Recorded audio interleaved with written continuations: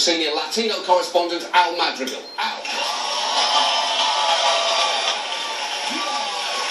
You are Latino. How is the failure of this bill going to affect your vote?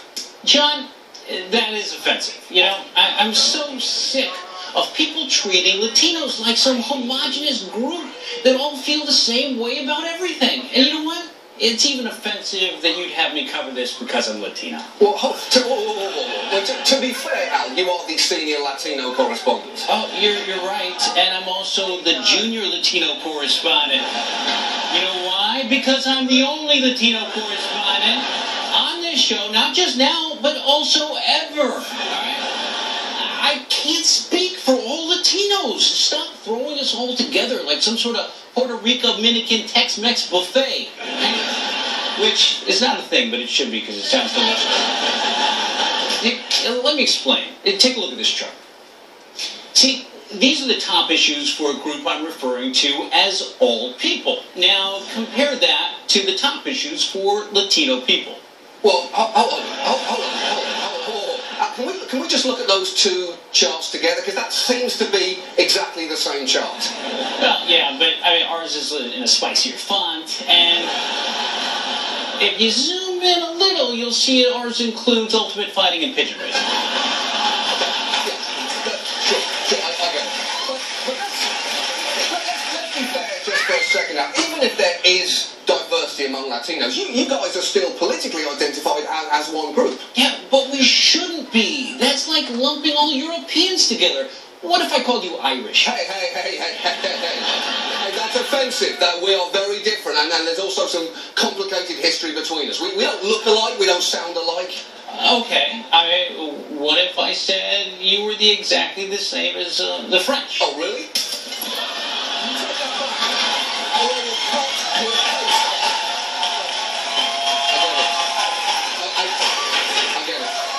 I get it. See, thank you. Yeah. Okay? That's how a Puerto Rican feels when you call him Dominican, or how a Panamanian feels when you call him Honduran. Let me prove it to you. I went out to the street and I spoke to real Latinos about how they feel about other Latinos. Well, Latinos are all the same except for, like, the Mexicans, really. I usually have issues with, like, Argentinians. Dominicans and Puerto Ricans don't know how to speak Spanish. Chileans, man, I don't dig those cats, man. They be eating too much mayo and stuff. I can't be eating with them, you know what I mean? Chileans love mayonnaise. Chileans love mayonnaise. And that's a reason not to like them. That is a big reason. I think Guatemalans have a funny name to begin with. And my friend, when he was tiny, he used to say that he was from Guatemala. And Arnold Schwarzenegger saying, I'm I've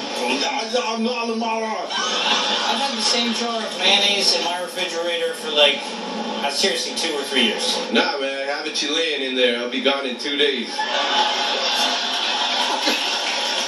going to tell you, Al, I had no idea the situation was that serious. Yeah, the Chilean mayonnaise thing is crazy. Third per capita in the world for mayo consumption after Russia and the U.S. Clearly, these crazy Chileans think the secret to becoming a world superpower is just eating mayonnaise. Hey, guys, do we need a major industry or a strong military? No, just keep eating the mayonnaise and we'll be number one. Besides, why are we always trapped in these mines? And, do we have any fish to eat besides sea bass? Al, I've got to stop you. That is a little bit offensive. Yes, and that's my point. That's why it's so frustrating when people say Latinos can't assimilate here in America. They've already got the most important part down, hating Latinos. So you're saying stopping the immigration bill won't necessarily hurt Republicans because they can just appeal to Latinos on other issues? Not really. We'll hold a grudge and never forget that.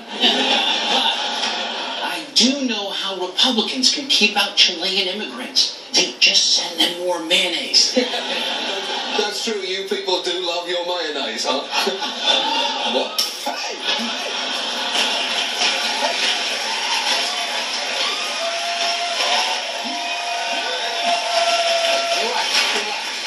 Just calm down. You just call me Chilean, Frenchie? What? That's it, you're dead. I'm not going to everybody.